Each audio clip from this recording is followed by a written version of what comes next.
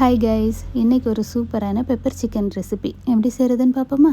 அதுக்கு முதல்ல ஒரு கைப்பிடி அளவுக்கு கேஷ்யூஸை சோக் பண்ணி வச்சுக்கோங்க, இருக்கட்டும்.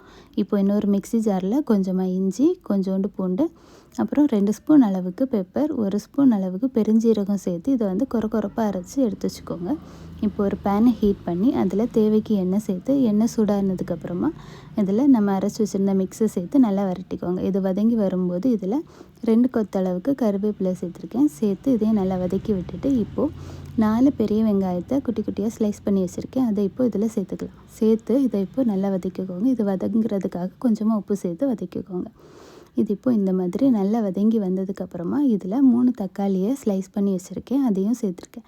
சேர்த்துட்டு இதை வந்து நல்லா மிக்ஸ் பண்ணிவிட்டு கவர் பண்ணி ஒரு 5 மினிட்ஸ் வேக விடுங்க. இதுக்கு 5 மினிட்ஸ்க்கு அப்புறமா இது வந்து நல்லா வெந்திருக்கணும். தக்காளியெல்லாம் வெந்து நல்லா உடைஞ்சி வந்ததுக்கப்புறமா இப்போது இதில் மசாலா எல்லாம் சேர்த்துக்கலாம். அதுக்கு 2 ஸ்பூன் மல்லிப்பொடி, 1 ஸ்பூன் மஞ்சப்பொடி, தேவைக்கு உப்பு சேர்த்து இதை வந்து நல்லா மிக்ஸ் பண்ணி விட்டுக்கோங்க. இது இப்போ நல்லா மிக்ஸ் ஆனதுக்கப்புறமா 1 கிலோ அளவுக்கு சிக்கனை நான் இப்போ இதில் சேர்த்துக்கிறேன். சேர்த்துட்டு இந்த மசாலா எல்லாம் இதில் படுற மாதிரி நல்லா மிக்ஸ் பண்ணி விட்டுக்கோங்க. இந்த மாதிரி நல்லா மிக்ஸ் ஆகி வந்ததுக்கப்புறமா இதை வந்து கவர் பண்ணி ஒரு 15 மினிட்ஸ் டு 20 மினிட்ஸ் வந்துட்டு லோ ஃப்ளேமில் குக் பண்ணுங்கள்.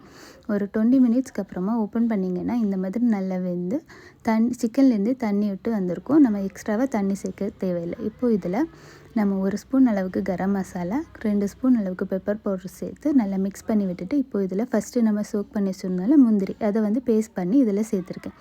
சேர்த்துட்டு இதை வந்து நல்லா மிக்ஸ் பண்ணி விட்டுக்கோங்க. இப்போ இது வந்து ரொம்ப கொதிக்க தேவையில்லை. லைட்டாக கொதிச்சு வரும்போது இதில் ஒரு கைப்பிடி அளவுக்கு கொத்தமல்லி இலை தூவி இறக்குனீங்கன்னா நம்மளோட பெப்பர் சிக்கன் ரெடி. எப்படி சூப்பராக? இந்த மாதிரி ஒரு சூப்பரான சமையலோடு உங்களை திரும்ப பார்க்குற வரைக்கும் பாய்.